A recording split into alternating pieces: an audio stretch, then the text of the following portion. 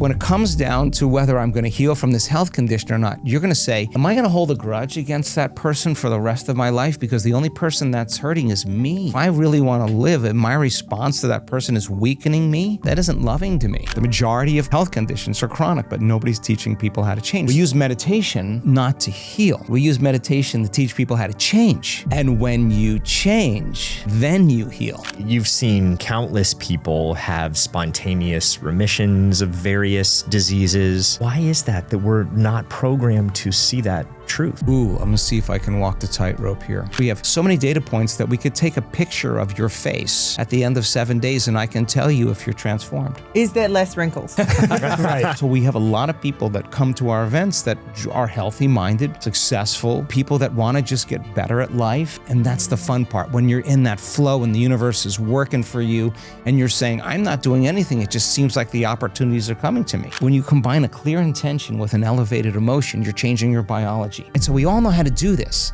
The challenging part is Oldish. The art of knowing more and caring less. With your host, Randy Spelling, Brian Austin Green, and Sharna Burgess.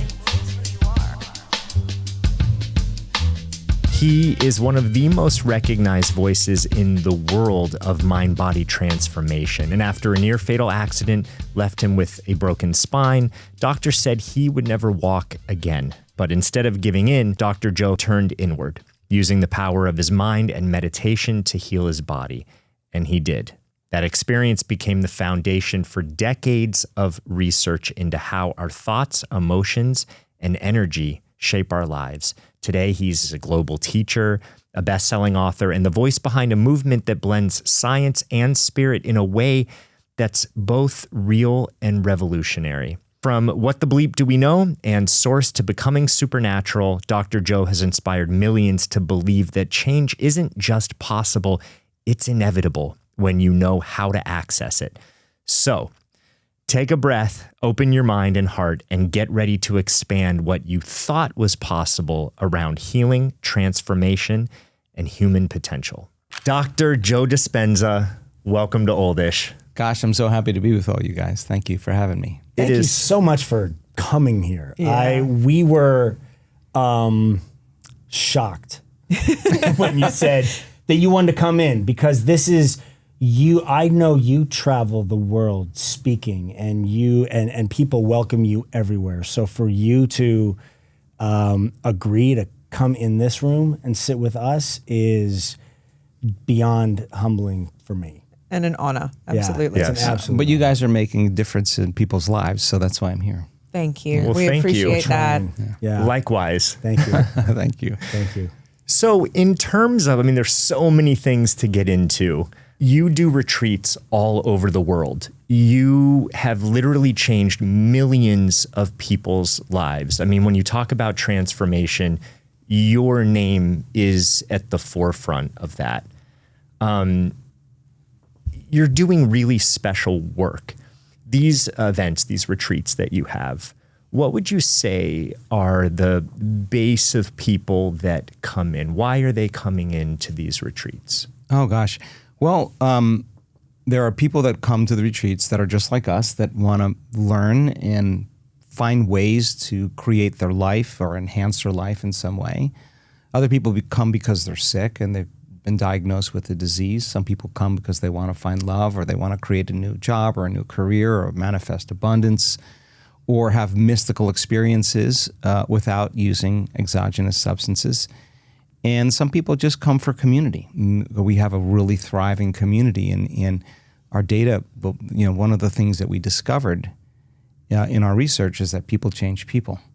So a community is created by a collective consciousness, and consciousness is an awareness, right? So when there's an awareness of human potential and people actually get to the point where they can apply it, we see this emergent consciousness take place when people behave the same way.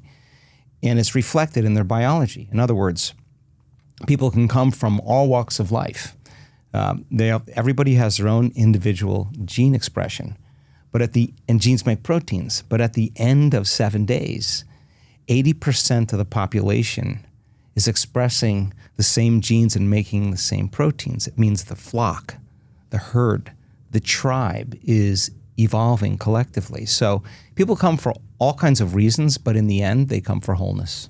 Do you feel like when you get that many people in a room together that it physically changes the makeup of the air that's around and the space itself, which is why then people share, they share this, they have these common feelings and these common like Changes to in get their brain. ways to deal with things.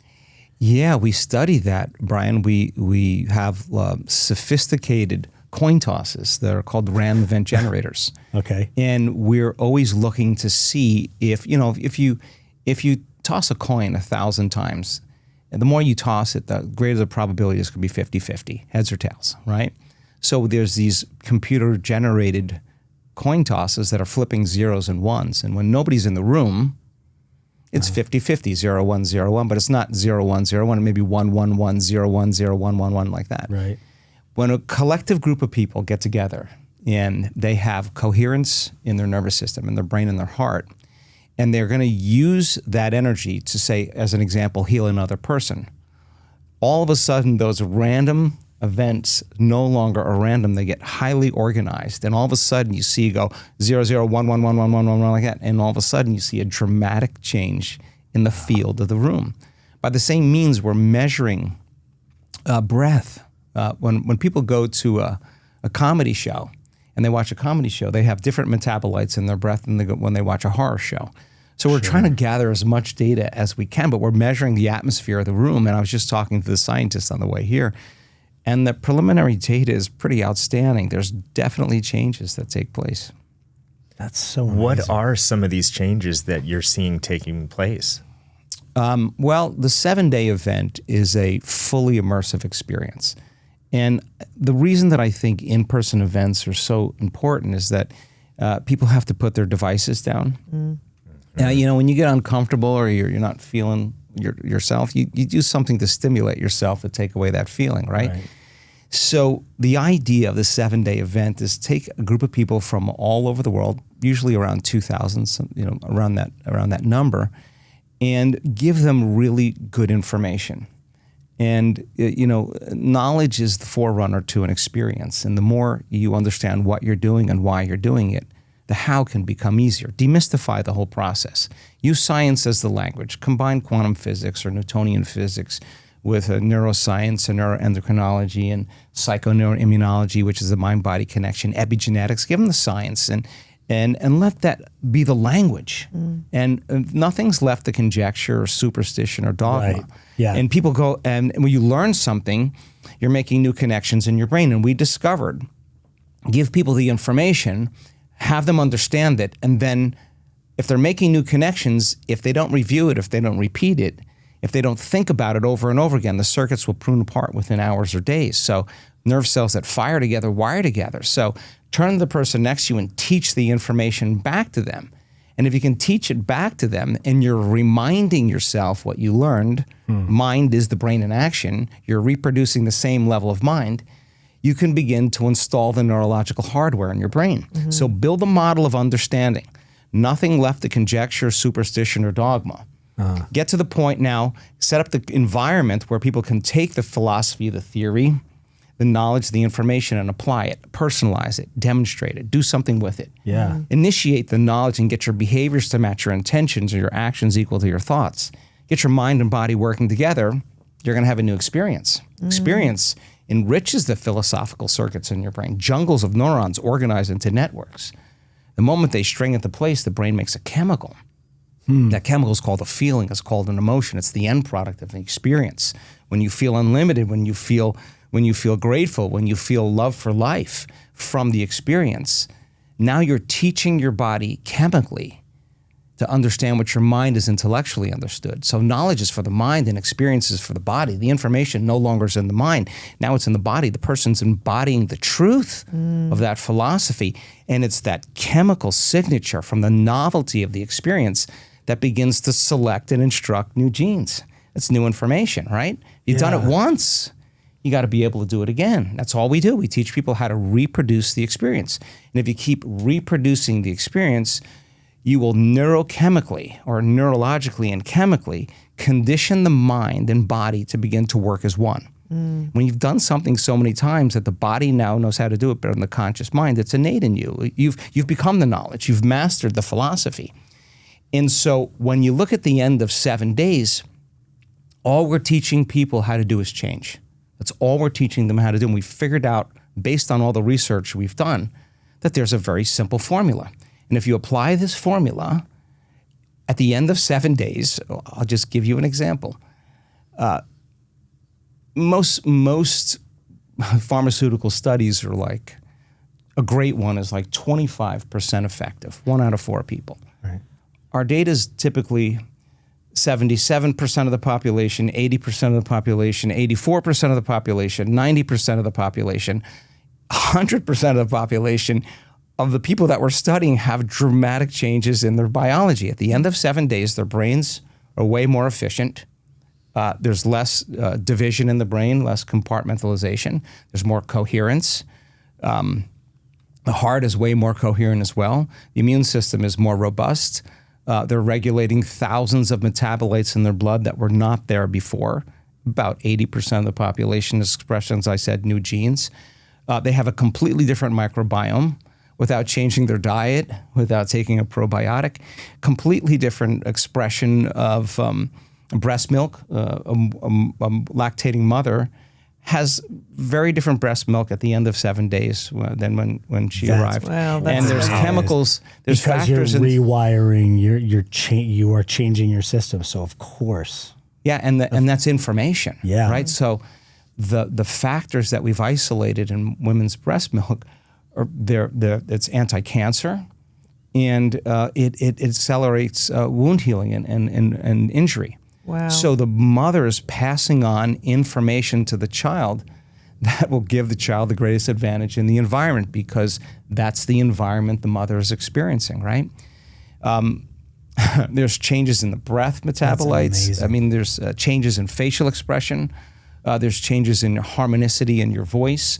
There's changes in the language that you use at the end of 7 days. We have language specialists that come and study what we do. And there's dramatic changes in longevity and cell longevity. We have just crazy stuff we're discovering. Yeah. There's some very specific stories from Source that I do want to talk about at some point, because I find them fascinating. But I do want to get into like this process that you're talking about, this formula. It's done, is it all entirely done through meditation at your retreats? I mean, the concept is information, the transformation. That's what we like to teach. Mm-hmm. We don't just do meditation like in the traditional sense. I think it's really important to give people a period of learning. Mm-hmm. The more you learn, I think it's so important. The more you're more equipped you are for the experience, and experience is the greatest professor, right? So there's 4 types of meditations. There's after you learn the information. There's meditations we use to create more coherence in your brain. There's meditations we use to create more balance in your immune system. There's meditations we use to intentionally change your biology or signal genes. We just based on this, we have trillions of data points. And when I say trillions, I mean trillions. That we give the information. There's seated meditations, and then we do standing and walking meditations. We do lying down meditations. We do all kinds of breathing breaths for very specific reasons. So it's a very engaging experience. So the 7-day event, you start at 6 a.m. and we typically finish at 7:30 at night. how many days does it take typically out of those 7 for you to see people really starting to understand the change? And Yeah. because I know there's a warm-up period for people where they're like, this feels crazy. Yeah. Like, what am I doing right now? Yeah. And I would assume there's probably a couple days. Maybe it's just a half of the first day. I have no idea. You're actually right, Brian. It's we were just talking about this at 8 o'clock this morning. We had a big research call, and we were studying the language of transformation. And we have, again, so much information about people talking and describing their transformative process. But there's a curiosity that happens at the beginning of the week. And then it's followed by a struggle or a challenge. Now, what does that mean? That means you're breaking the habit of being yourself and you're becoming conscious of how you think and old beliefs. You're aware of your complaining and, you know, how you behave. I was having this conversation, I swear, yesterday with someone about like making a conscious decision to, instead of being who you are innately from your childhood and from all the things, being the person you actually want to be. And that it's hard until you start seeing these results in these choices that you make. And then you get excited because you go, oh man, that actually worked. I want to do that again. That's what I did. I had a therapist that was fantastic. That was like the Russian mother I've never had and I've always wanted.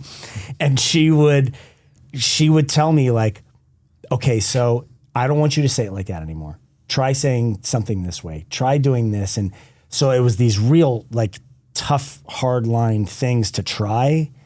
And I was so nervous about trying them all because I come from like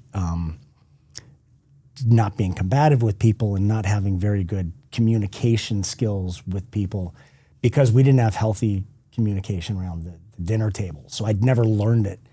And then as soon as those little things worked, I was like, oh, so I can't imagine if you're doing 7 full days. Yeah, well, the great thing about it is you can't run from the discomfort. Yeah. And so the struggle and the challenge is essential because you either shrink back into the old self or you step out into the unknown. And by observing your thoughts, noticing how you're acting and speaking and paying attention to how you're feeling, we've discovered it takes an enormous amount of energy, an enormous amount of awareness to stay conscious and not go unconscious. So those first couple days, people are coming up against like, it's too hard, I'll never change. They're frustrated, they're impatient, they want to tell the story of their past to reaffirm who they are, right? Right. But we've done it enough times now to now know that right around that second day, if they just hang in there and they're curious, what's on the other side of that I can't, or it's too hard, or this anger, or this pain, or this fear, or this unworthiness.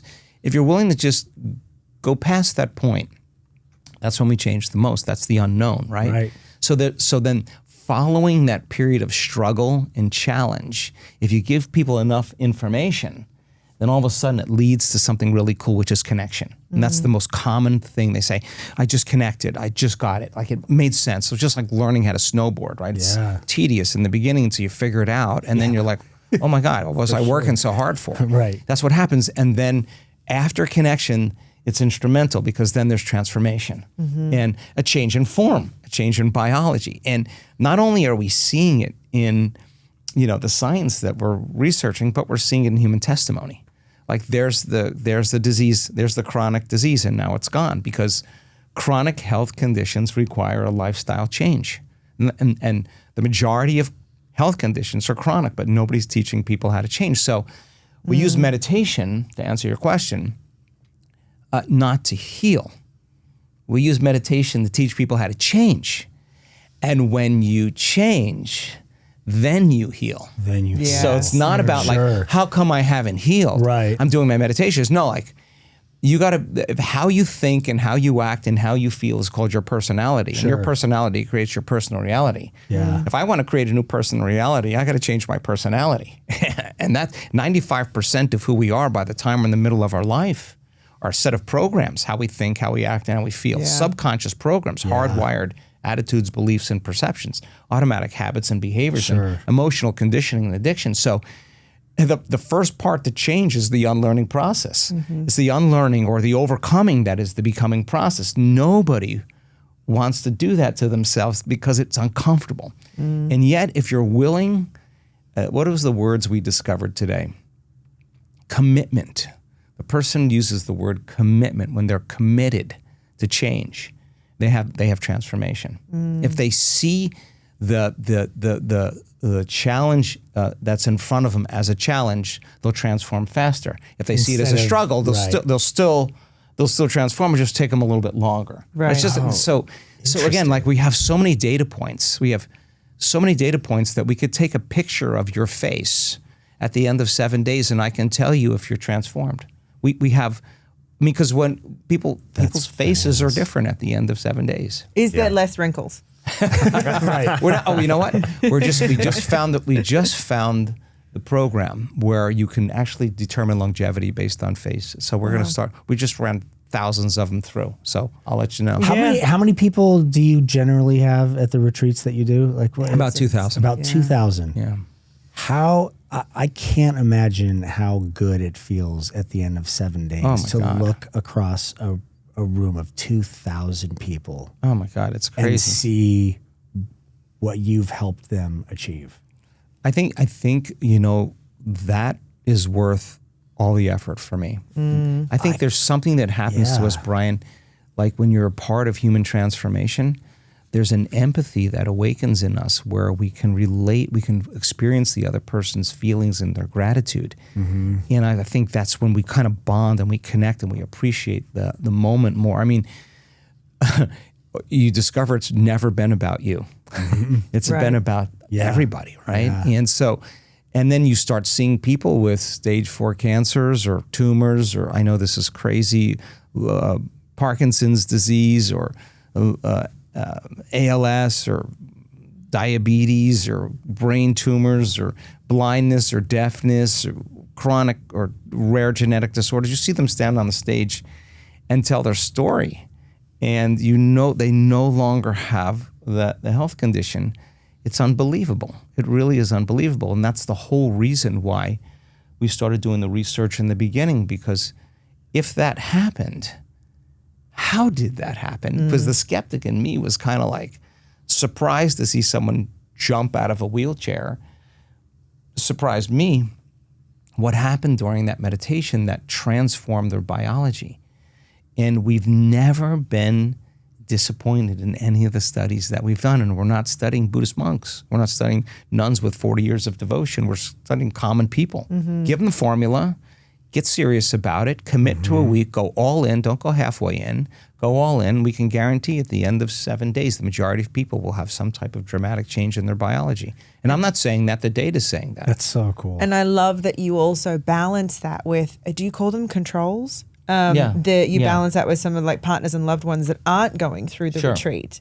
So you have this data to also show these people aren't experiencing. It's not that this is just magical, it's suddenly happening or whatever. There are other people not doing that work and they're not experiencing any of these things, but they're in the same place. Yes. You know, and you have to run a control. You have to make it really, really valid. So what happens, I mean, if someone is listening to this and they are saying, okay, I know some of this work. I have a gratitude practice, or I've studied law of attraction, or I know self-help. I know the things, but yet I'm still bumping up against the same problems. I haven't experienced transformation. Maybe transformation or change just isn't possible for me. What do you say to someone like that?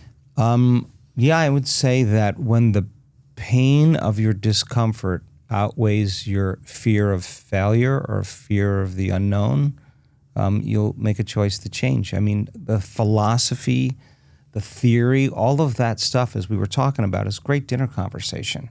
Nobody changes with dinner conversation. You could repeat or espouse all the theory, all the philosophy, all the knowledge that you want, but the real test is the application. The real test is saying, okay, if this is the truth, and I'm going to embrace this philosophy, my law of attraction or whatever, as the truth, then I have to prove to myself that it has to work in my life. Otherwise, it's still a philosophy. So then to the person who really wants to get serious about it, relearn the information. Relearn it to the point where you can actually repeat it. Once you can repeat it and you learn it, okay, what am I going to do about it? I'm doing this with the intention to produce this outcome, because when you assign meaning to an act, you switch on the brain's, the powerhouse, the frontal lobe. That's the crowning achievement of the human being. When you have a very clear understanding of what you're doing and why you're doing it, and you assign meaning to it, that part of the brain switches on and it wants an outcome. It wants a result. It wants to see something. So try it out as an experiment. Write down 2 thoughts, to behaviors and to emotions that are no longer serving you, and become so conscious of those unconscious thoughts, behaviors, and emotions that you don't go unconscious to them in your waking day. Write down 2 thoughts you do want to believe and repeat them in your mind over and over again so you can remember them. Decide how you're going to be with your children, or your spouse, or your partner, or with your coworkers, or with your enemy.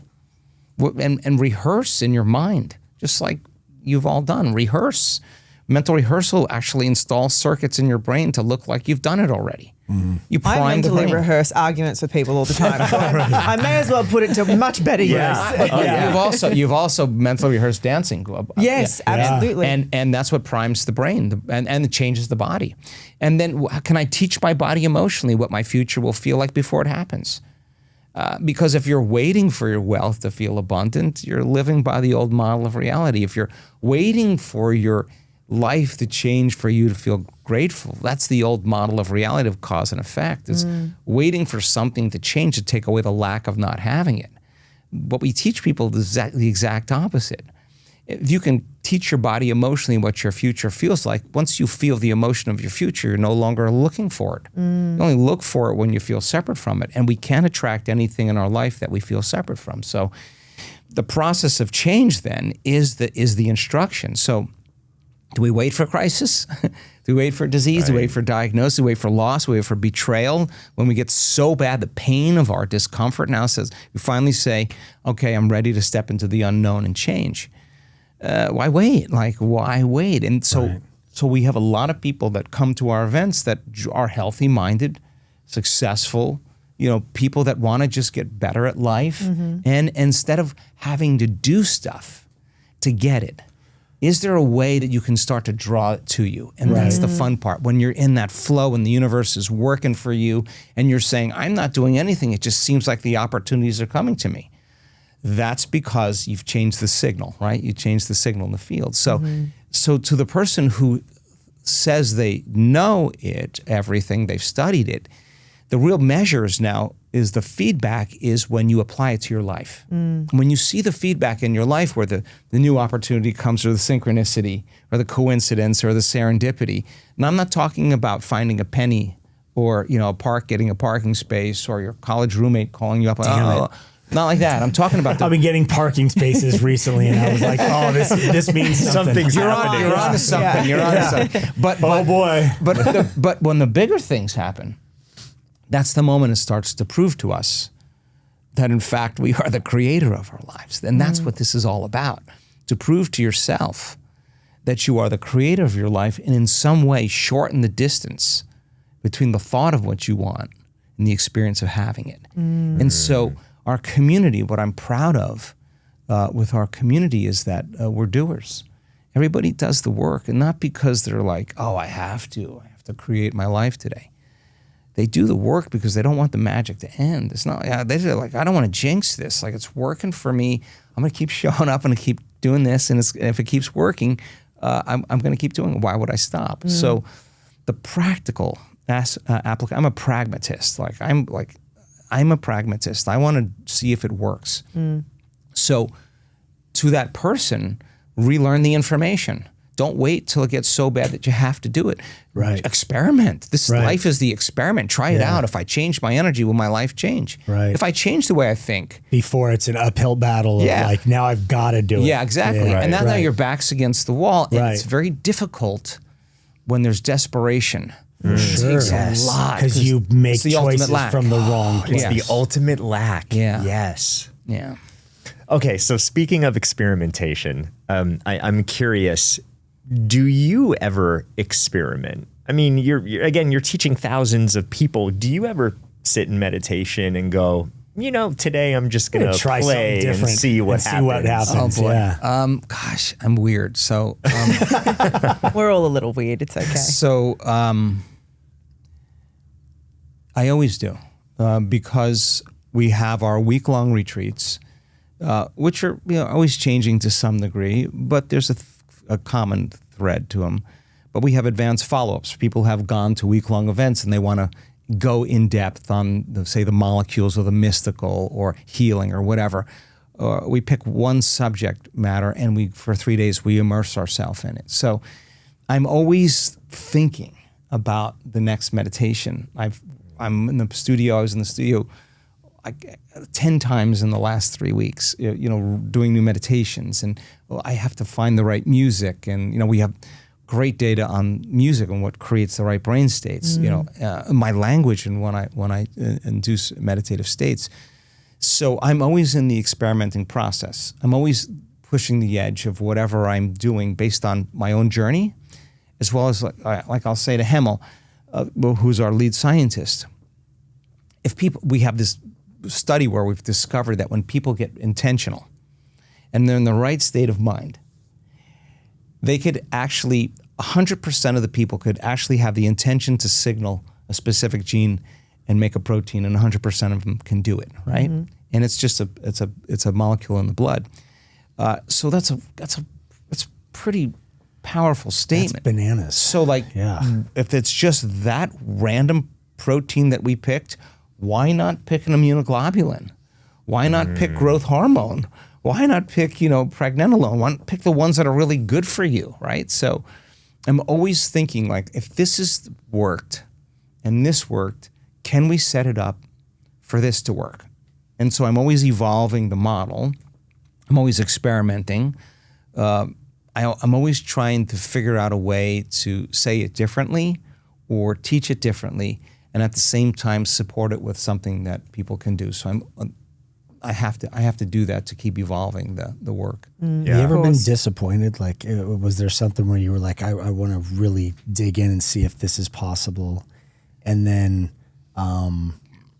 it just doesn't? There's some sort of a block, or have you found that anything you put your mind to, you can really? Oh gosh, no! I'm still working on tons of things. Okay. Always. I'm just a guy. Yeah. I'm very curious about this, but what I can tell you, Brian, is that we've never been disappointed in any scientific study we've done. I have such confidence in our community, incredible confidence. I say to the scientists, you want to measure that? I don't care. We now know at the end of 7 days, people are stronger. They walk completely different. We're finding out we're always trying to push the limit. But when it comes to our community, I'm always super excited to see the research. It's incredible. Has there ever been people that have just at the end of 7 days not gotten it, or has everyone walked away with something, or are some people so stuck in that? What did we call it? The chronic disbelief. Yeah. That even 7 days has been hard. I don't know the answer to that. I'm sure there's a certain percentage of those, maybe a small percentage. Need a little more time. But I've been at every week-long retreat.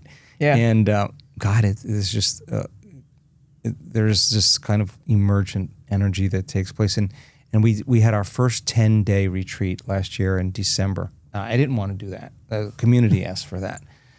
And we're doing another one in November. And one of the things we did is we were measuring heart rate variability, right? And so we had 700 people, right? And heart rate variability determines your kind of your youth and your robustness and your resilience to stress. And it's an indicator of longevity. But also when you're feeling gratitude and when you're feeling appreciation, when you're feeling love, when you're feeling elevated emotions, the heart beats very differently than when you're feeling, say, resentment or impatience or frustration, right? And we looked at these 700 people. They're all hooked up to measure their HRVs. We had about 267 healthy people in the study. And then we broke them up into depression and anxiety and PTSD and cancer. These are people that were struggling with health conditions. From the very first day of the 10-day event, the very first meditation, as an example, we're looking at depressed people. They have a very different HRV pattern than a healthy person. But in every single meditation, the people with depression, their heart rate variability looked exactly like the healthy people. Wow. In every meditation. Wow. By the end of the 7th day, you could not determine whether the person was depressed or healthy because it looked exactly the same. Now, that's a stretch for a lot of people. It's a stretch for me, a stretch for the scientists a lot of times. But if it's the truth, and we asked the mathematicians from Harvard, they live in Taiwan now, to do the analysis, and they said there's too much coherence. The retreat is too good, because the probability of that happening is zero. Yeah, there's some field effect that's taking place that's in training, like a murmuration where the flock of birds or the school of fish. It's an emergence. It's called emergence, right? Yeah. And so there's a non-local thing happening that somehow people get caught up in, because they may come. A lot of people, they will say, "I wanted to leave after the second day." Like, dude, like it was horrible. And then all of a sudden, people start breaking through, and then here you go. Then there's just and a the wash. flock all changes Everybody direction. moves. And No one, right. maybe one bird hitting the window, but the Right. majority, everybody's moving in the same direction. And that's what our data shows. It shows that, like, it's incredible that the healthy are in training the weak, and there's some field effect. So at the end of 7 days, we usually see a great collective change. Yeah. I love the concept of it being a science-backed change too. That you're not asking people to just Just on believe. their own, just believe. Yeah. Oh, just trust us. Right, It's right. like no, but it's you can look the at data. numbers and charts and the things, and it's all right there. It's really interesting about that because when we look at people that have healed, we study the language of transformation. I said we study the people's stories. And there's nothing like a great story, because when somebody stands on the stage in front of 2,000 people and they tell their story, it's the 4-minute mile. That person does not look vegan. They don't look buff. They don't look particularly young. They don't have a nice wardrobe. You would pass them on the street. But when they tell their story of how they made their way and they healed themselves of some, chronic health condition, there's so much power in that story, because they're speaking to someone in the audience who's relating to them because they have a similar health condition. Right. And they're thinking, if that person can do it, then I can do it as well. And just like an infection spreads amongst the community and creates disease, all of a sudden you see, health and wellness becoming as infectious as disease, because we had 5 people step out of a wheelchair, a 1-week-long event, because one person stood up. Right. And then Everyone's like, oh, if they did it, exactly. we can all do it. But it's not only a belief that they have, like, oh, that person did it. There's a field effect. There's a footprint in consciousness that somebody can step into, because the person who stood up, the first person who stood up had MS. But the next one had a spinal cord injury. Another one had a brain injury. Another one had myasthenia gravis. There was not the same diagnosis, right? Yeah. So I think the people who healed in this work, when I talk to them, the ones that tell their stories, the chemo wasn't working, the surgeries didn't work, the radiation didn't work. The drug trial didn't work. The vegan, organic, ketogenic diet, nothing was working, right? And they were like, oh my God, nothing changes in my life until I change. Maybe it's me. Maybe I have to change. Like, as I said, they were doing their meditations to change. But the other thing that was so important, when I talked to them, they said I did my meditation sometimes 2 or 3 times a day. And I was like, why? And they said, because nothing else was working, and the only thing that I had left was my belief in myself. And I started to doubt in the middle of the day. Like, I started to disbelieve again. I started to doubt. Instead of suffering, I went back in and I changed it. And I got up believing again in my future. And like, that's a sign that you've overcome yourself. Because if you get up from your meditation and you believe less in your future, you didn't overcome you. Right. But if you actually get up, and if you have to sit there for 2 hours, and the only way you're actually going to believe in your future is when you feel the emotion of it. And that means you got to overcome your fear and your doubt and change it to love or gratitude or empowerment or whatever it is. And they did their meditations 2 or 3 times a day because they wanted to remember to believe. And that's how they healed. That's where it takes the commitment that you were talking about. I think everyone can relate to a simple gratitude practice. You could say, sure. okay, be grateful, and you name some of the things that you're used to saying. And it's like, okay, I'm grateful for my house and my family and my health. But it's really when you start to feel it, when you can actually feel the emotion of it. I see it with my children and family at Christmas time. We'll do these rolling gratitude practices, and they'll start talking about honey and the bees that make the honey. And at some point, you could see them start to change. They were maybe having a bad day, and then there's a different look in their eye because they're feeling the energy of that as opposed to just thinking about it. Yeah. Yeah, listen, I mean, thoughts are the language of the brain and feelings are the language of the body.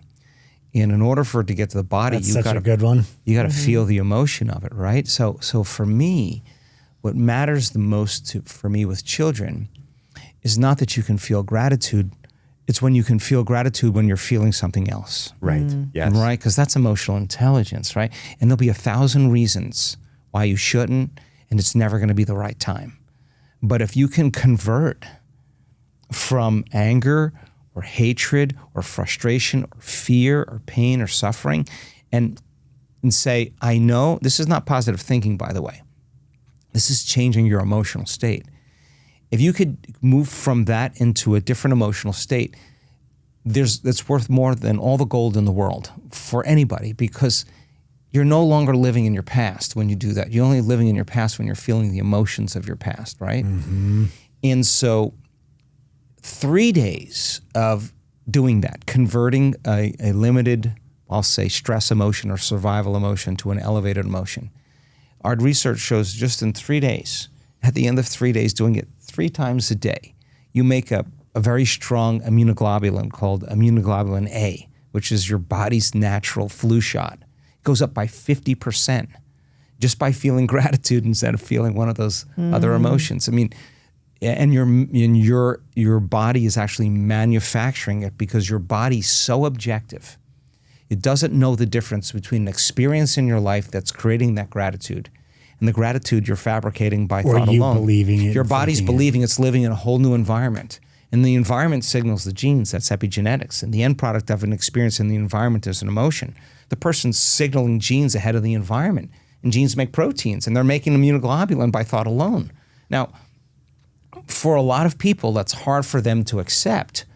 But when it comes down to whether I'm going to heal from this health condition or not, you're going to say, am I going to hold a grudge against that person for the rest of my life? Because the only person that's hurting is me. Okay, well, if I really want to live and my response to that person is weakening me, it's weakening my body, that isn't loving to me. And people who heal say, I just have to give up those emotions. And there's a story with every emotion. But when does that story end? I mean, telling the story of your past actually reaffirms the need to not change, right? Well, that's the interesting thing about the work that you do, and at these retreats, and I've been to a few of them, and people aren't sharing their stories, maybe stories of healing or what's happening to them, but you are not sitting and going back into people's lives and having people tell their story of what happened to them. Sure. I mean, I guess you get to tell the story when you overcome your past. I mean, if you don't overcome it, I don't think it's healthy to tell, because it's not a story that you're telling. It's your present. You're just sharing kind of the state of mind that you're in. But I mean, the neuroscience research shows that 50% of that story isn't even the truth.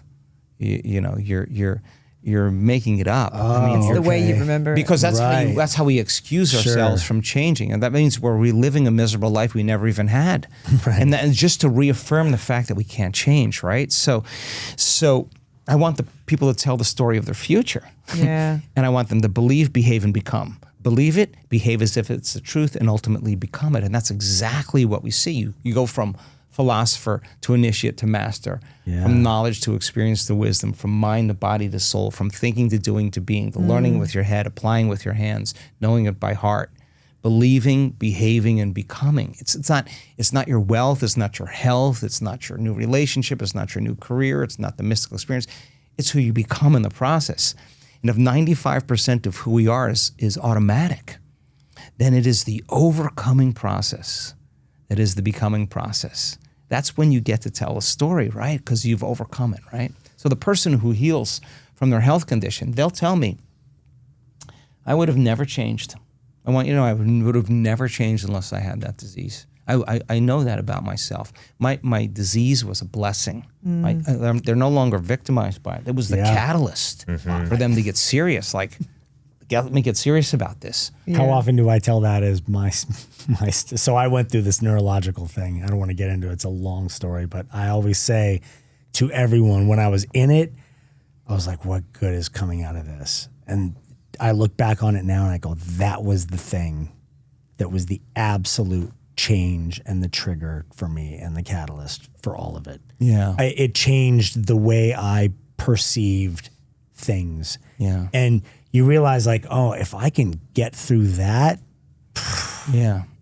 And that's I'm why incredibly powerful. Yeah, and that's why the collective consciousness, I think, is so important.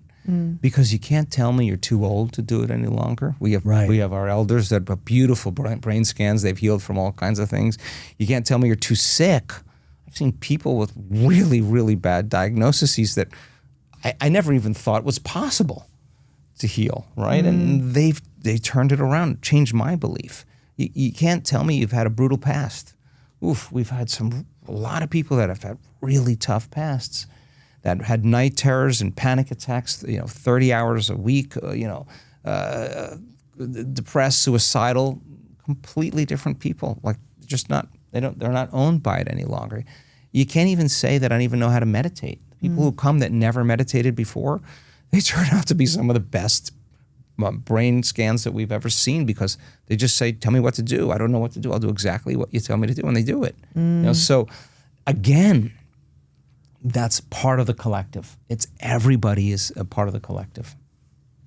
You said there's two things in my brain floating around. There's something you just said of they're not owned by it anymore. I think people can often spend so much time being identified by, or they want validation, so they can't let it go, of this story of what happened or what they've experienced, whether it be illness or trauma. But as you say, nothing's going to change unless you change. And being able to let that go and tell your new story of where you're going and what you're becoming is so incredibly powerful. But you can't necessarily get there unless you decide to go, this is no longer my story. Yeah. And I don't need to tell it until I'm through it. Yeah, exactly. And you can't even say, why haven't I healed? Why hasn't my life changed? Because if you're asking that question, you're still the same personality. Right. You can't say that. If you're in the river of change, man, the hardest part about that is not making the same choice. And when you restrain yourself from making the known choice, it's incredibly uncomfortable because you're stepping into the unknown and you can't predict, right? And you can't control. And people run back and they go back to the familiar and they say, oh, this feels right. No, that feels familiar. Right? So, but if you give people an understanding, like we've all done this, by the way, everybody knows what it's like to change. You get very clear on what you want. You get so clear on what you want that you can feel the emotion of when it happens. When you combine a clear intention with an elevated emotion, you're changing your biology. Because the stronger the emotion you feel, the more you remember your choice. That's exactly how we create long-term memories. You have a trauma, a betrayal, whatever. It changes your internal state. The brain takes a snapshot and remembers the image, right? And the stronger the emotion, the more you remember it. Well, the stronger the emotion you have for your future, the more you'll remember that vision, right? So we all know how to do this. The challenging part is you got to get very clear on the thoughts you're not going to think. I'm too tired. It's too late. I'm not going to feel good. I'll never change. I can't, whatever. You got to decide what choices you got to stop making, the things you got to stop doing, the experiences. Things you got to stop saying. Excuses you've got to stop. You got to come right up against that. And even the emotions where I'm too tired, I don't want to, I don't feel good. Those are all the reasons why people don't change. But the great thing about the retreat is we all go together. We're all sitting together. You're going to show up because you show up, because everybody shows up. And no matter if it's how hard it is, if you're willing to go through it and you're willing to sit in it, sooner or later, the voice in your head, we have the data to show this. We have really great data to show that The voice in your head goes away, and it stays going away with your eyes open after the meditation. You know, the chatter in your head.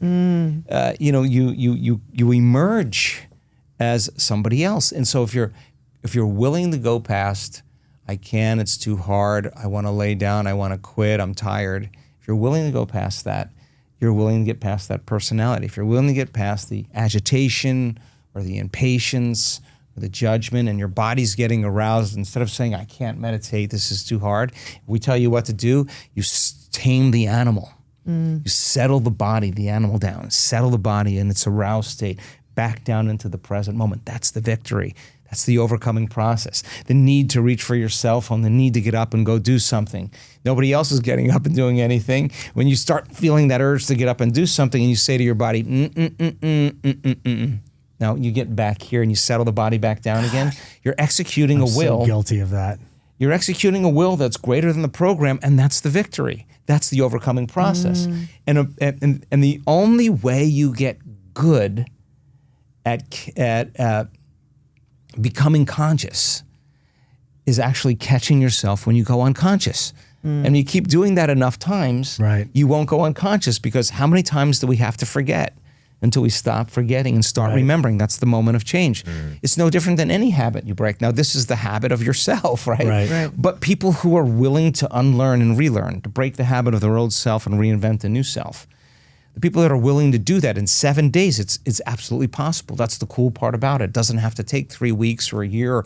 And so much of our data suggests that at the end of 7 days, you're just about every aspect of your biology and your nervous system looks like you're an advanced meditator. Just figure out how to do it and go all in, just like you do with anything else you do in your life. I think there's a lot to be said too for this collective and the community that you talk about. You sit there, you get uncomfortable, no one else is getting their phone.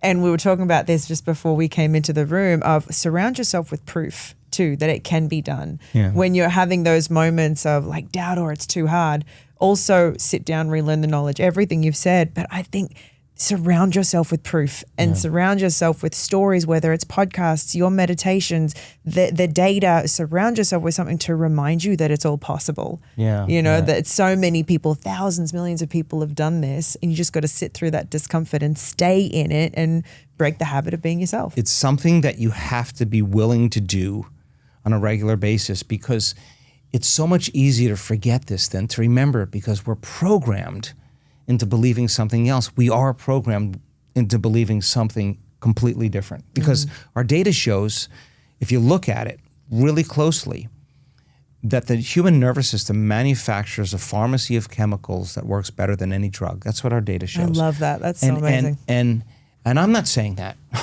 That's what the data's saying. We've isolated all kinds of factors in the blood that are so pro-life, so pro-growth, so pro-healing, that weren't there at the beginning of 7 days, that are there at the end of 7 days. And I keep saying to scientists, where is that information coming from? They're not taking 100% of the people that we studied, 63 different diseases, all of them, every single person noticed a reduction in pain and more energy. And those are two of the common things that with chronic health conditions. 63 different diseases. At the end of 7 days, everybody reports they have less pain. We do the analysis. We look at their plasma. 100% of the people are making their own endogenous opioids, natural pharmacy of morphines and chemicals that reduce pain and create euphoria. It wasn't like three people out of it was the entire population. Wow. That's what we're seeing. We take the plasma of advanced meditators. We put it on a uterine cancer cell, a breast cancer cell, a pancreatic cancer cell. 84% of the advanced meditators have factors in their blood that are anti-carcinogenic. It's crazy. I could go on. There's the majority of people that go through a 7-day event have factors in their blood that actually create new neurons and new connections in the brain. It's insane. That wasn't there before. Where it wasn't there at the beginning of the event, it's there at the end of the event. Where did it come from? Speaking of things that aren't, I'm so sorry, Randy, you have a question, please. But because I'm just so excited about it. Speaking of things that weren't there before, the story of the woman who had her thyroid removed and started to grow back a thyroid that was producing hormones. Yeah. I was on camera when they told me that for the first time, and you should see my face. I was like, no way. Like, it would challenge my belief. But since then, we've had other people do it as well. I mean, what does that mean? What does that mean? It means, again, we're programmed into something else. If that's the truth, that means then that the human body has the innate capacity to regenerate itself at any age if it's given the right information. That's what that means. Because we've had people grow tissues and organs back other than their thyroid. That has challenged my belief. We have people with muscular dystrophy that was in a wheelchair that walked out. There's no cure for muscular dystrophy. Like, I don't know how that happened, but we're curious about it. Why do you think that we are programmed to not believe that? Because if that is the body's natural state, you've seen countless people have spontaneous remissions of various diseases. Why is that we're not programmed to see that truth? Ooh, I'm gonna see if I can walk the tightrope here. It would change the way we do health and we do medicine. Right.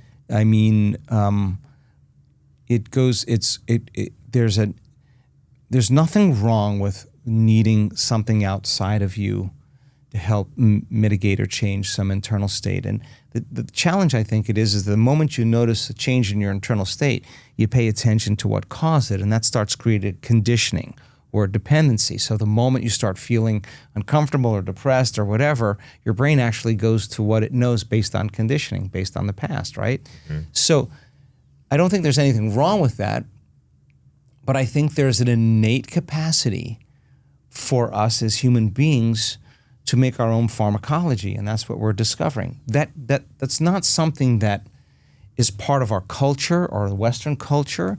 It's not part of our current beliefs. It's certainly not part of our society. It's not even part of the information that we're exposed to. But the data suggests that that's the truth. So this is not for everybody. This is not something that everybody can just go, oh, I'm in. Many people maybe have a propensity to think this way, but other people that have never been exposed to meditation or never been exposed to these concepts, they say, I can't be passing out 5 times a day. The doctors don't have any answers for me. I don't want my sacrum bone amputated because I have a tumor in there, and now I will lose everything from below my waist in terms of voluntary function. There's got to be another way. Hey, my Parkinson's disease is getting really bad. I've lost my memory. I can't speak. I'm in prison here. There's got to be another way. And again, once that person crosses that bridge and produces an outcome, the excitement for me is that someone else will do it. And they'll probably do it in a shorter amount of time. And I think we have over 1,000 stories of transformation, like over 1,000 stories. They're unbelievable. Wow. For someone that can't get to one of your retreats for whatever reason, what would you suggest as a really good, positive starting point? Yeah, I've written 4 books. Breaking the Habit of Being Yourself probably is the most popular out of them, even though others did better. Again, start off filling your brain with knowledge instead of, social media. Sit down and go, let me read this to the point where I can repeat it. Not just rush through the book, but let me see, I'm going to do this. That's the cool part about people who never knew anything about my work is they're like, I'm a nurse. This makes total sense to me. I'm going to read it. I'm going to practice it. So anything you do that inspires the original thought of, oh my God, I could actually heal from my health condition. Fill your brain with knowledge and information.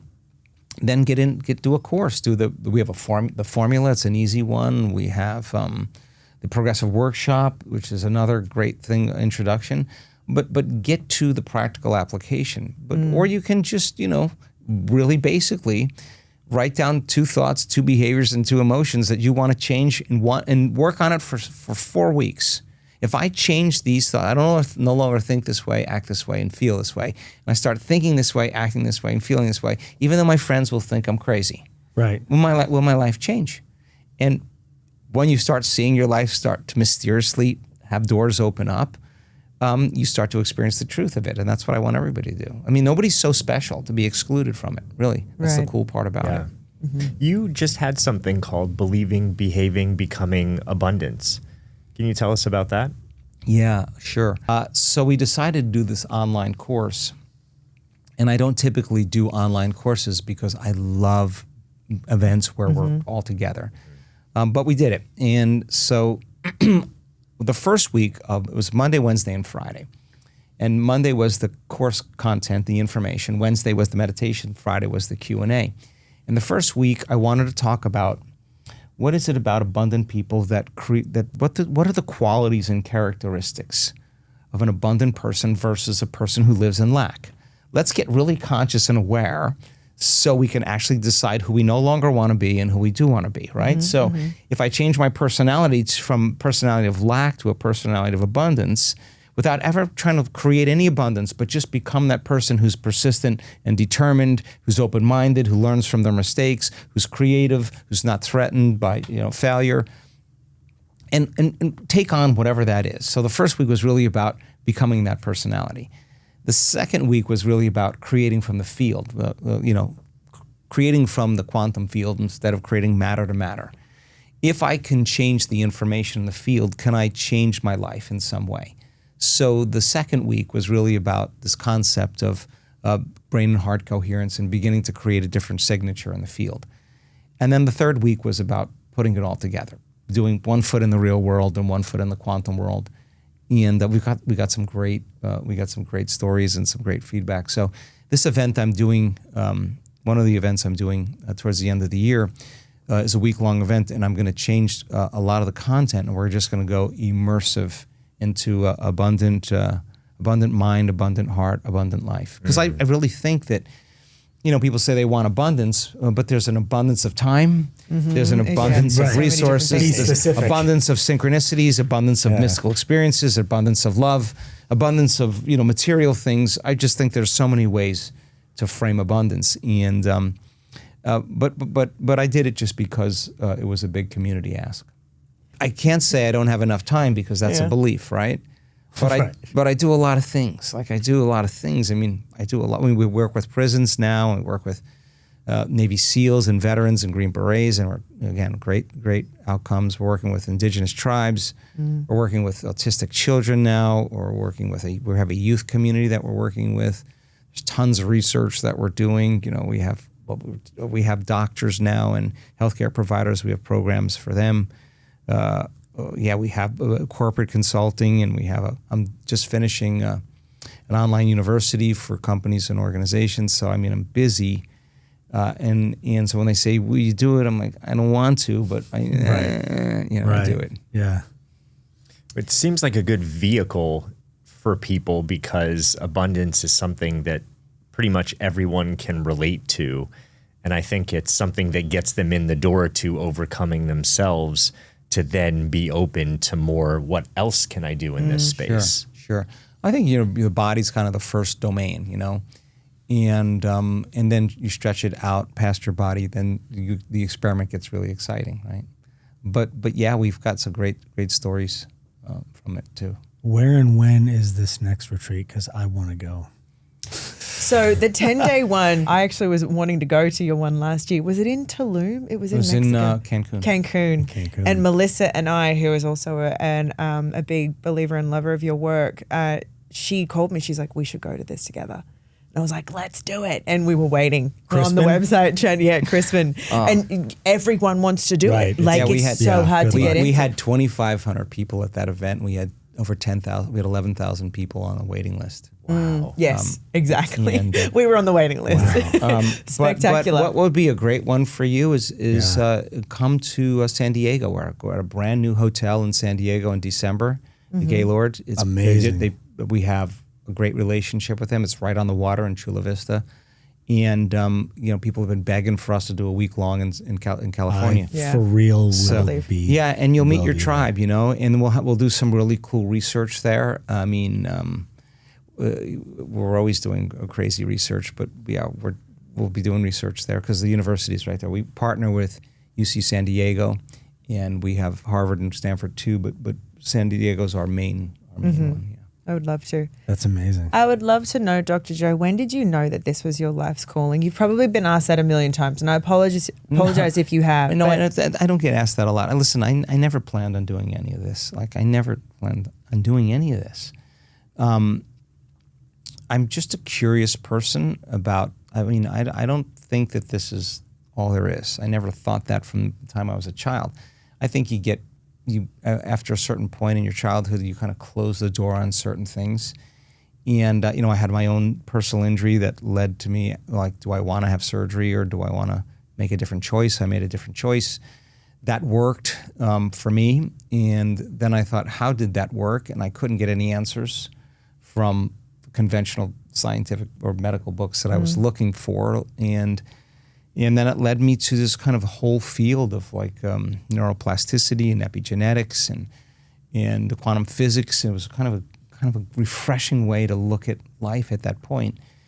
And then I started studying spontaneous remissions from diseases, and I interviewed hundreds of people that were treating conventionally or unconventionally, and they were staying the same or getting worse, and all of a sudden they got better. And I wanted to know what it was that they did that produced that outcome. And I was a Puritan at the time. I was vegetarian. I was did yoga. I did triathlons. I had all that stuff. And I was so shocked that it was none of those things. It was completely everything to do with the mind and change. And when I kind of figured out what the common elements were, I studied a lot of neuroscience, went back to school, and I figured out the common elements.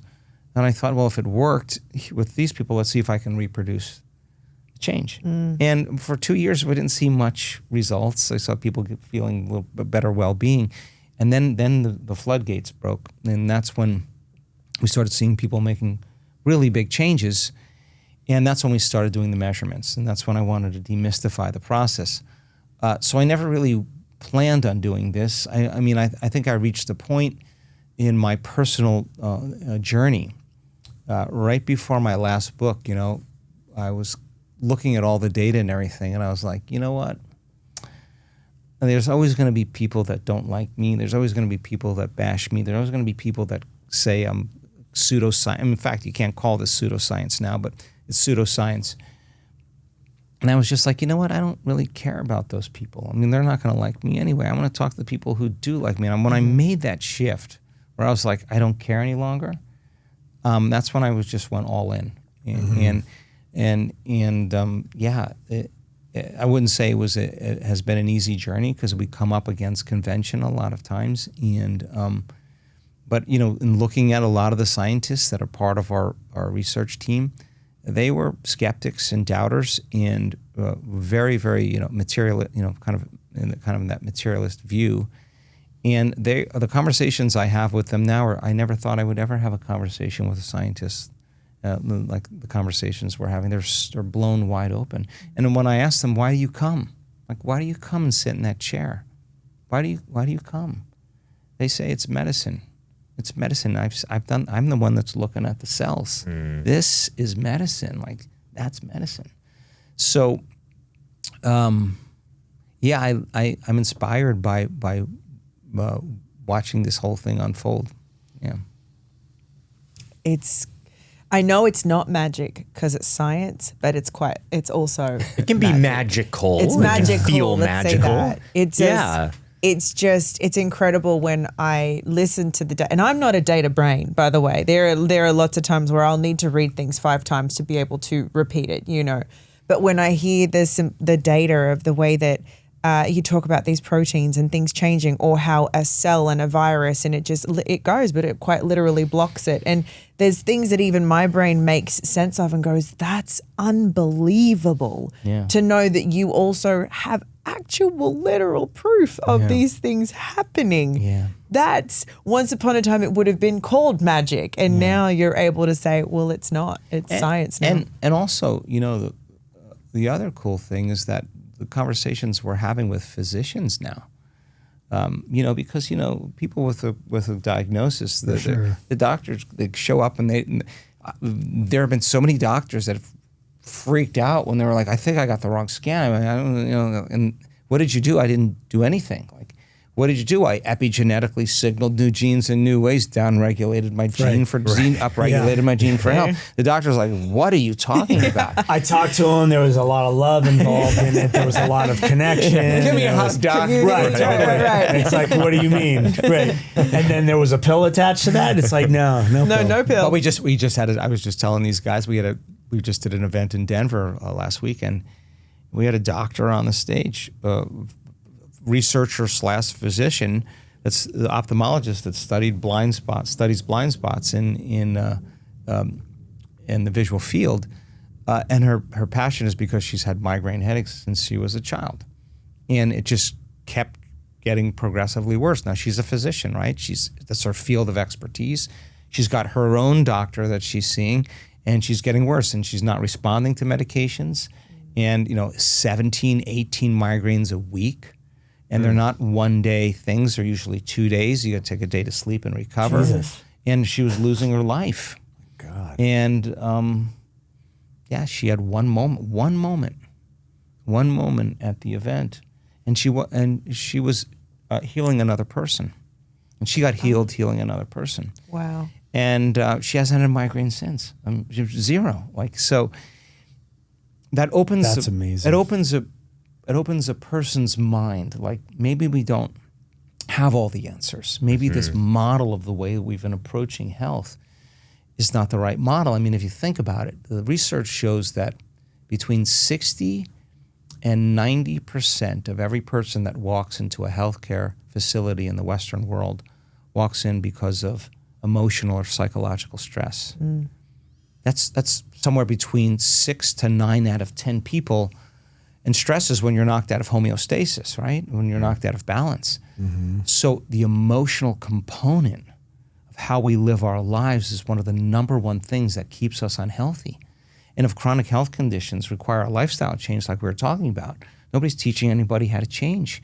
And you could be organic and vegan, and you could do all the right yoga and exercise and all that stuff. If you're not but if you have doing a fear of whatever, or you're not overcoming something, you're not going to stay in homeostasis, right? So it's the conversation has to change a lot, and that's what we're doing with our model now that we're teaching physicians and healthcare providers. The language has to change around health. The language has to change back to homeostasis. You got 3 types of stress: physical, chemical, and emotional. That means you got 3 types of balance: physical, chemical, and emotional. And you got to teach that to patients, because you just can't walk in and someone's going to write you a prescription and say, take this, it's going to take care of your condition. It's not. Right. It's not. It's going to maybe it's going to block these 2, and then it might help with this. And then you may need to take another one for for the side effect. Right. But if you can get somebody more emotionally balanced and more chemically balanced, they may be more physically balanced. Yeah. Get somebody more physically balanced, more emotionally balanced, they're going to be more chemically balanced. So get 2 out of the 3 in order. The third one comes around. But if not, work on all 3. And so I think it's really important for the conversations to be had based on the research that we've done, because the physicians are kind of going, okay, do you mind if I ask you a few questions? How does this work? Like, this is one of the reasons why I got in medicine. I want to learn this. And as again, I was talking to the researchers this morning, and we have so many young people that are in our work that are like, I want to be in the lab. I want to be in the lab. We got 12 grad students now. We're going to put another 12 in there, and we're going to raise the money for these kids to get in there and strictly work on what we're studying. I mean, the young ones that did the work on the breast milk study, they're so lit up. I mean, it wasn't just a small change in breast milk. At the end of 7 days, we look at the analysis, completely different breast milk. There's completely different breast milk. Something happened, right? It's crazy. God. It's like the best supplement ever. Yeah, for sure. It's incredible. Yeah, for sure. Speaking of young ones, how do we start this with our kids? Because I know this is left field from any of the questions that we had I think it's a great planned, by the way, and I hope that's okay. because we see a lot of struggle in our kids today. Not just, I don't mean just ours, but kids across the world are really struggling in all of those balances that you talked about, physical, emotional, and chemical. And so how do we begin the process with our kids? How do we help them heal and create more balance in those systems from a younger age? Yeah. Well, I mean, I'm going to do this. I'm going to do this next course. It's going to be called the 10 Laws of Quantum Parenting, just because it's been such a big ask amongst our community. I've raised 3 kids also and raised them in this work. And I think there's, when you understand development, nervous system development, you have to know the timing of when to introduce certain things. You certainly don't tell your young child that was just here, you created your reality, that's why you're sick. Like, it doesn't work like that. It's not like that. It's not like that. You have to kind of build fundamentals. And some of the most key things that you can teach your children is how to shorten their emotional response. That is like the number one key thing. Like, if you can teach them how to change their emotional state, it's the greatest thing you can teach them, because you can't reason with a child when they're emotional.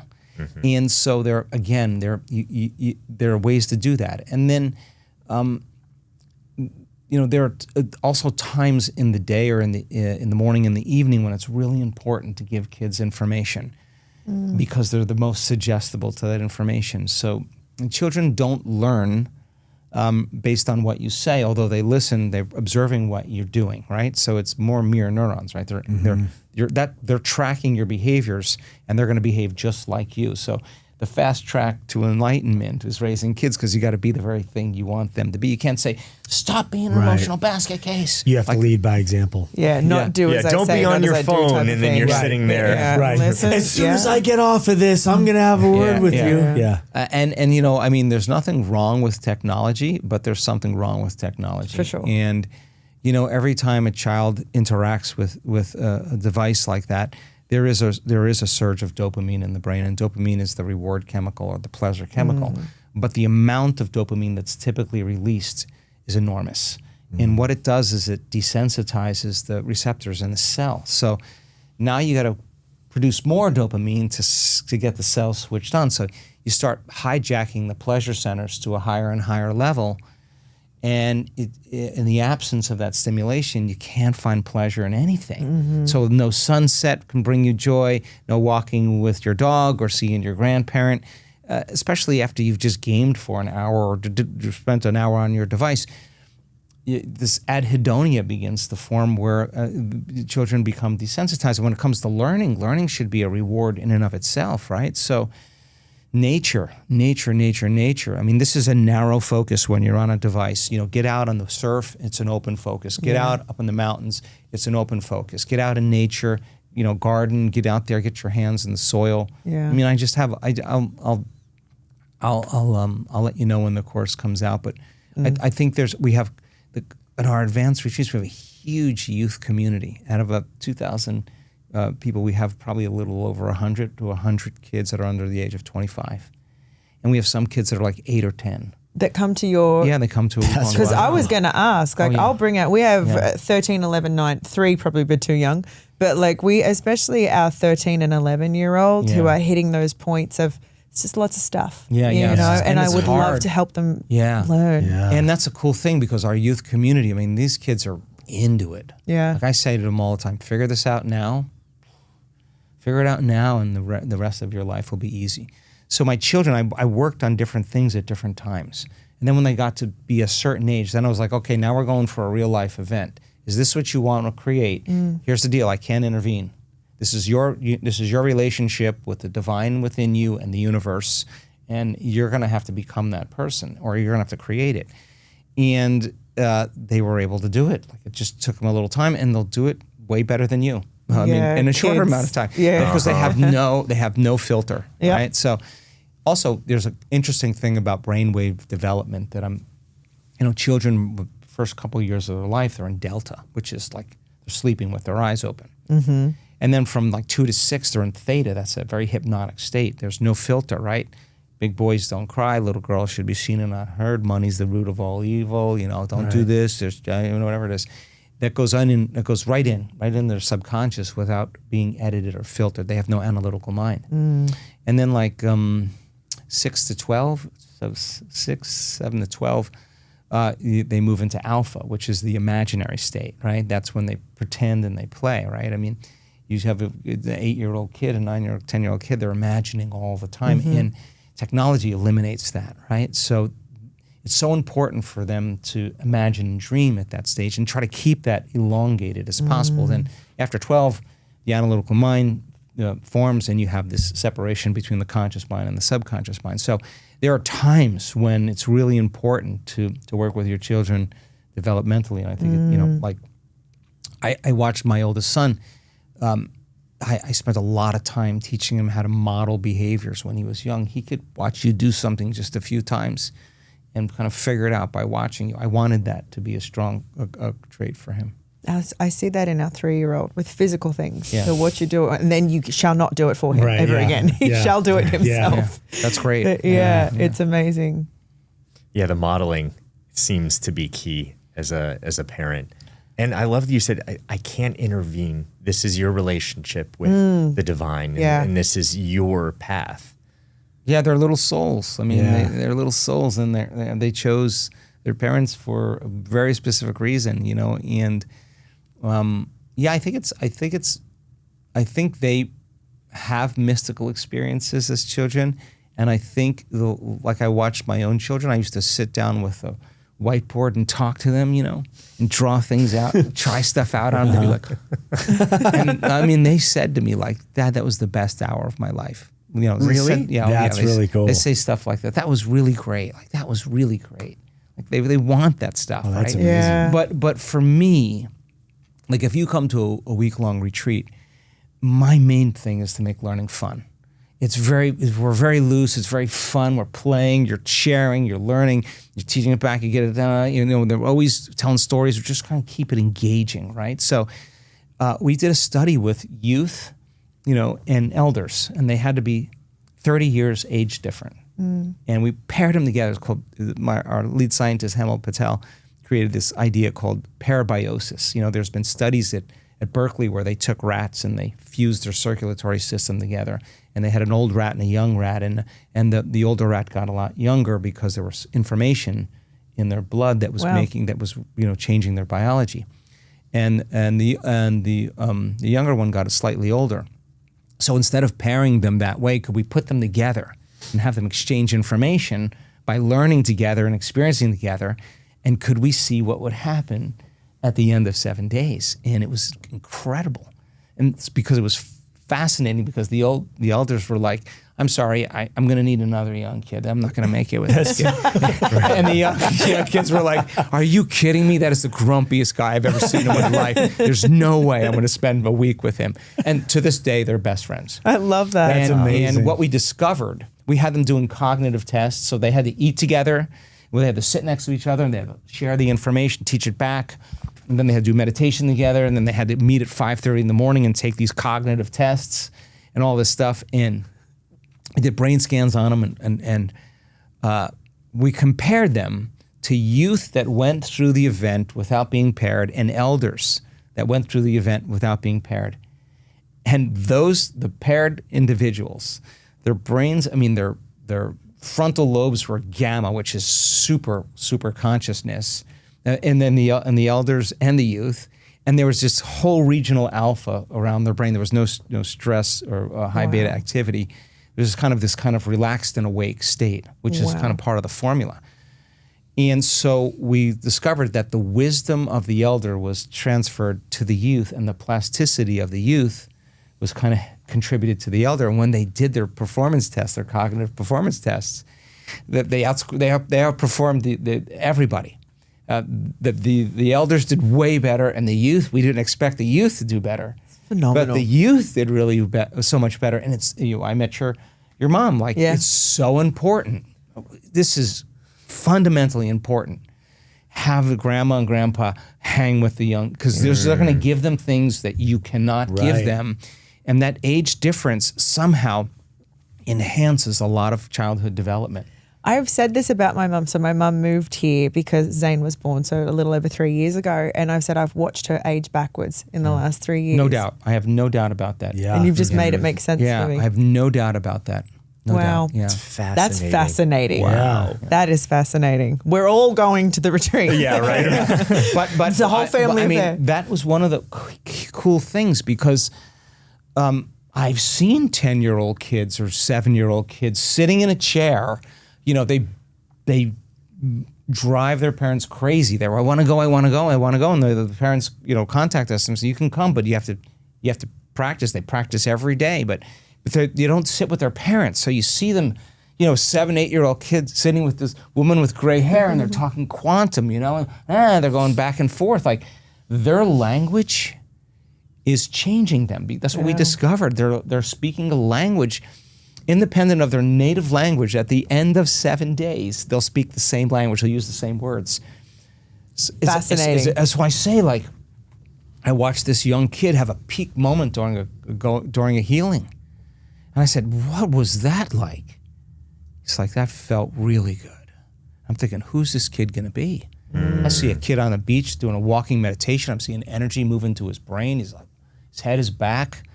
And I know he's feeling something really big, and I'm standing next to him. He's 12 years old. I'm thinking, this guy's, I want that for our kids. Who's that guy gonna be? Like, and then all the teenagers, they say all the time, thank you for teaching me how to open my heart again. I shut it down, and I don't want to ever do that again. Like, and they're really tight. Like, they're really, really tight. So I'm investing a lot of resources in this next year for our youth community. We're gonna create. We have an elite program called Excalibur, where they have to apply to get accepted. They have to be Socratic in the way they answer questions. We'll have AI programs to figure out if they're using any, you know, AI, and then they'll be interviewed, and if they're accepted, it'll be an elite group, and, you know, we'll raise money for scholarships for them, and then we'll place them in the universities, and we'll have people in our community that have successful companies that will mentor them. You know, they're the leaders, you know, of the, you know, the future. Do you just That's incredible. love what you do? I do. I love my job. I mean, I'm listening to you speak, and I'm thinking, this has got to be for someone that truly loves affecting people and creating change. My God, what a dream! Well, the passion job. for it radiates off you when you speak about it. I think for me, Sharna, is more than anything else is that it's constantly changing me. Like, I'm the observer of this, and I keep saying to the scientists, I mean, they're pretty straight in front of the audience, but when we're hanging out with them, I keep saying to them, I can't believe this is the truth. Right. And they're like, Yeah. I know. And I'm like, I can't believe it's the truth. They're like, I know. Like, I know. Like, it's so yes, there's that, but just there's something very provocative about the discovery. And the discovery is mind-blowing. Like I'll get a text from the lead scientist that we need to talk. I'm like, whoa. No. We need to talk. Like, how many percentage? 95%. 95%. Like, it's crazy. So the discovery to me is, you know, it keeps me engaged. I never get tired. I see the joy in your mind too, and in your eyes when you're talking, like that you are in this constant state of trying to push the boundaries and go in new directions that you haven't before, and then you learn from them, and you're like, ooh, if this works, then I cannot wait to.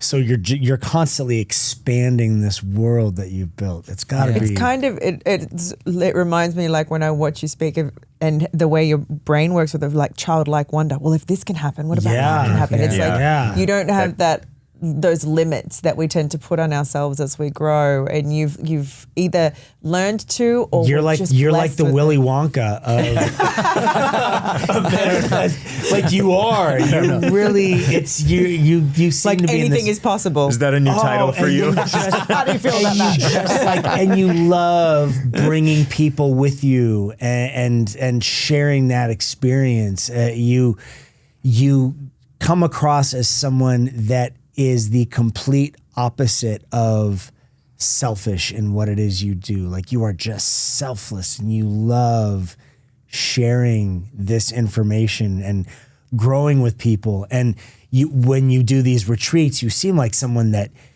does these retreats because you really love doing them. Yeah. You're not like, oh, this is kind of the business that I do, and this is the thing, and so we have to do a certain amount of retreats every year to make sense of it.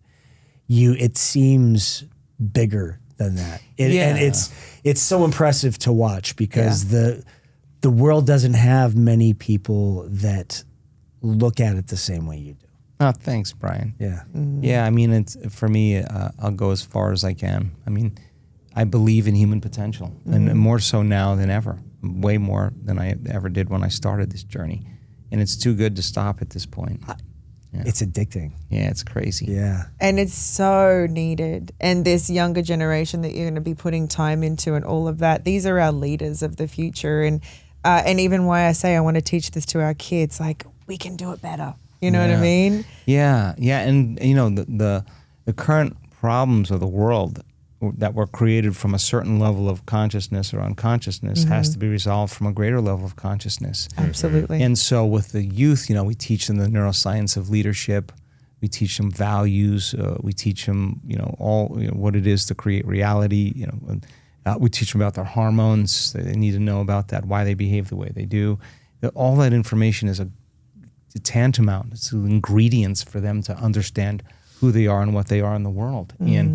And I love the fact that our youth can do technology, but they can lay it down.